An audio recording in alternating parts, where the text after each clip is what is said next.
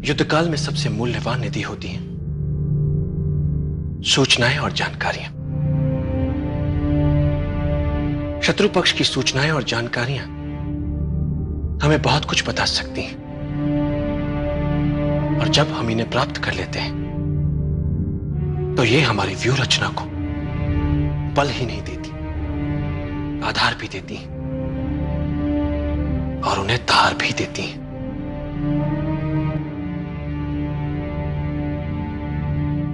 सामरिक महत्व की असरदार सूचनाओं के बल पर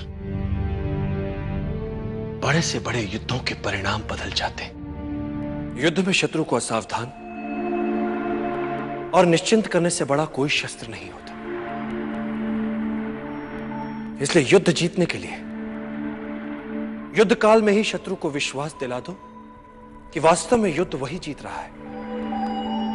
वो निश्चिंत हो जाता है, उसके लड़ने की भूख शांत हो जाती है।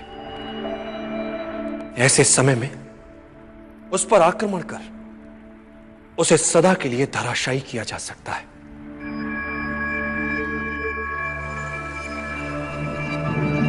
सदैव याद रखो,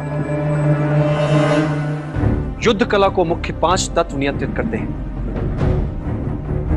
स्वर्ग या भाग्य, धरती या कर्म, सेनापति, संचालन विधि एवं अनुशासन, और इन सबसे ऊपर सबसे महत्वपूर्ण है नैतिक नियम। नैतिक नियम वो नियम होता है जिसमें प्रभाव और विश्वास के कारण प्रजा अपने राजा के प्रति प्रतिबद्ध रहती है।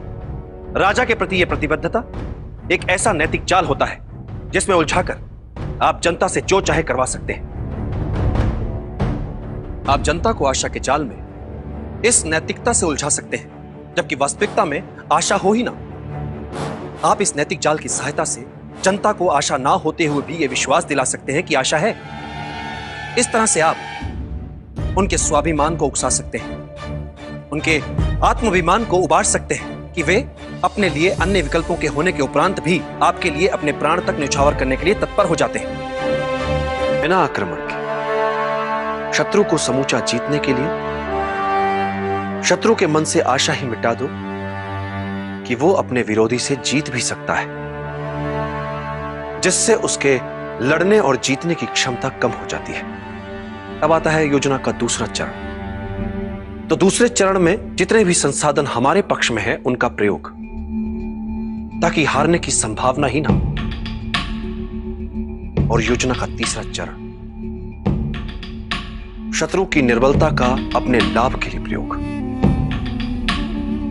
जिससे जीतने के लिए कम शक्ति लगानी पड़े।